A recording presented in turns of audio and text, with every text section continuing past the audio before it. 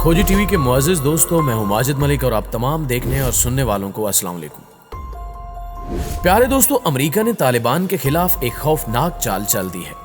तुर्कमानिस्तान समेत उज़्बेकिस्तान और किर्गिस्तान को साथ मिलाकर नई जंग के आगाज की तैयारियां की जा रही हैं। मौजूदा दिनों में अमेरिकी हुक्काम इन ममालिक का दौरा करके क्या गेम खेल रहे हैं और अमेरिका ने मरहूम अफगान कमांडर अहमद शाह मसूद के बेटे अहमद मसूद को कौन सा खुफिया टारगेट दिया है, अफगानिस्तान की सूरत हाल किस जानिब इशारे कर रही है और इन मुहरकात का मतलब क्या है, आज हम इसी पर तफसीली बहस करेंगे और आपको आमदा दिनों की मुतवक्के सूरत हाल से आगाही देने की कोशिश करेंगे। इसलिए आप दोस्तों से गुजारिश है कि हालात व वाक़यात को मुकम्मल तौर पर समझने के लिए वीडियो को बगैर स्किप किए आखिर तक जरूर देखिएगा।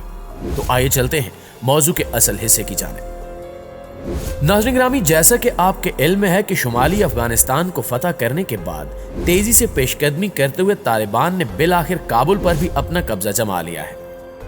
अशरफ गनी अपनी काबीना के चंद साथियों समेत मुल्क छोड़ चुके हैं और उनका कहना है कि अगर काबुल में रहता तो बेशुमार मुहिब्बे वतन मारे जाते, लिहाजा खूनरेजी से बचने के लिए वतन से चला आया।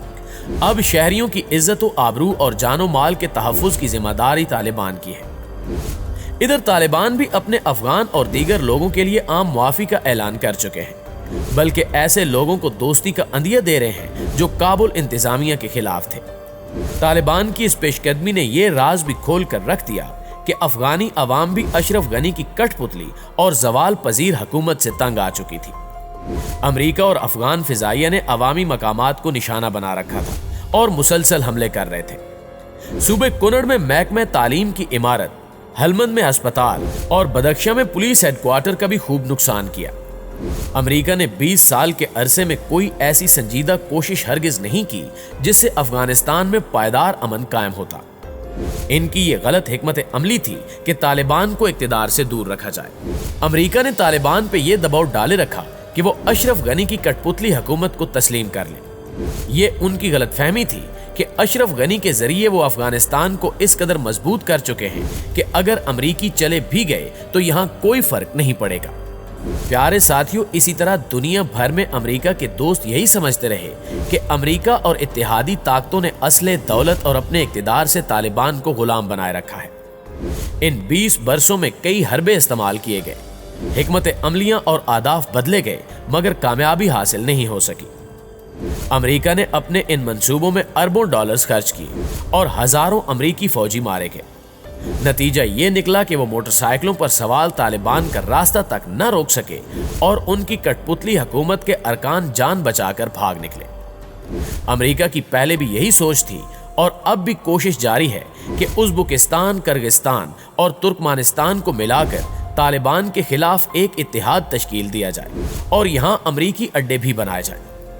इस खौफनाक चाल को अमली जामा पहनाने के लिए अमरीकी वज़ीर दिफा एस्टन, सिक्योरिटी मुशीर जैक सल्वान और CIA के हुक्काम इन ममालिक का तवातुर से दौरा कर रहे हैं और अपने राब्तों से उन्हें यही तासुर दे रहे होंगे कि अफगानिस्तान पर तालिबान की फतह उनके लिए मुश्किल पैदा कर सकती है।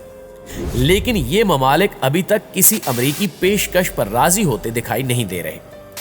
इन्होंने 20 साला जंग में अमेरिका और नेटो अफवाज की मदद करने वाले हजारों अफगानी बाशिंदों को 2 साल तक आर्जी पनाह देने की रजामंदी जाहिर की है। यह भी मुमकिन है कि अपने यहाँ इस्लाम पसंदों की आमद के खौफ और अमेरिका से माली इमदाद लेने के चक्कर में ये ममालिक तालिबान के खिलाफ इत्तेहाद बनाने पर मजबूर हो जाए। लेकिन ये कदम उठाने से पहले वो मुस्तकबिल करीब में तालिबान की हिकमत अमली का जायजा जरूर लेंगे। अमेरिका के फौजी अड्डे कतर में जरूर हैं, मगर मुज़ाकरात के दौरान कतर ने अमेरिका को अड्डे इस्तेमाल ही करने नहीं दिए।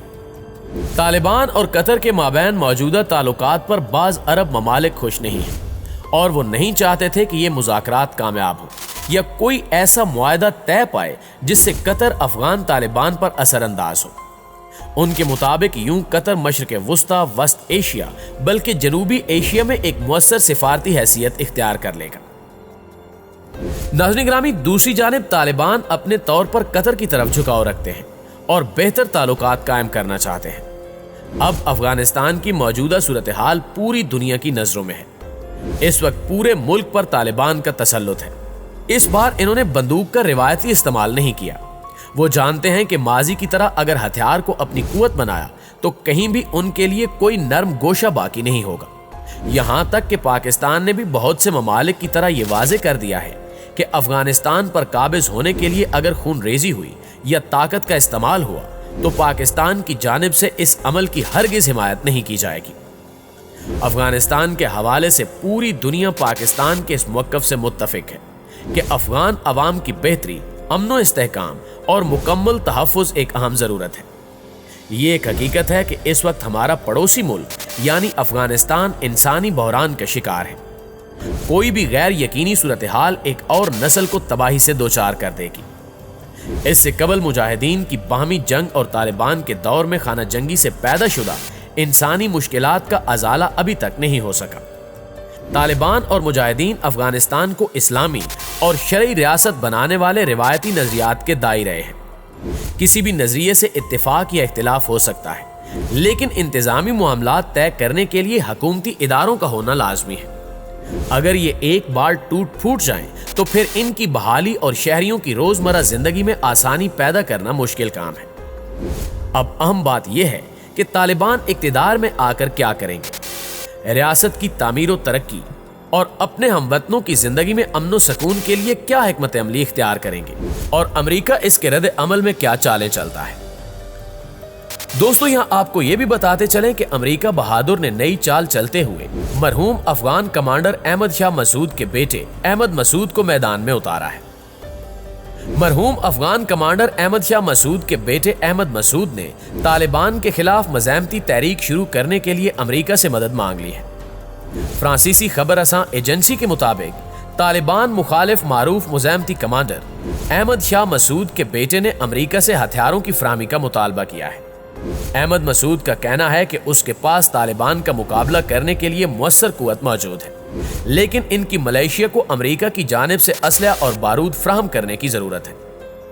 امریکی اخبار دی واشنگٹن پوسٹ میں لکھے گئے کالم میں احمد مسعود نے کہا کہ امریکہ اس کی ملائیشیا کو اسلحہ فراہم کر کے اب بھی جمہوریت کا عظیم ہتھیار ثابت ہو سکتا ہے۔ میں یہ کالم وادی پنجشیر سے لکھ رہا ہوں اور اپنے والد کے نقش قدم پر چلنے کے لیے تیار ہوں۔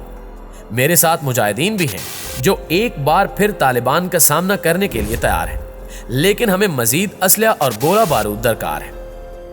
خیال رہے کہ احمد مسعود کے والد احمد شاہ مسعود، جنہیں پنج شیر کا شیر بھی کہا جاتا ہے، کا شمار سوویت یونین کے خلاف مزاحمت کے دوران اہم جہادی کمانڈرز میں ہوتا تھا، اور اس دوران سوویت افواج پہاڑوں سے گھرے پنج شیر کے علاقے کو تسخیر کرنے میں ناکام رہی تھی۔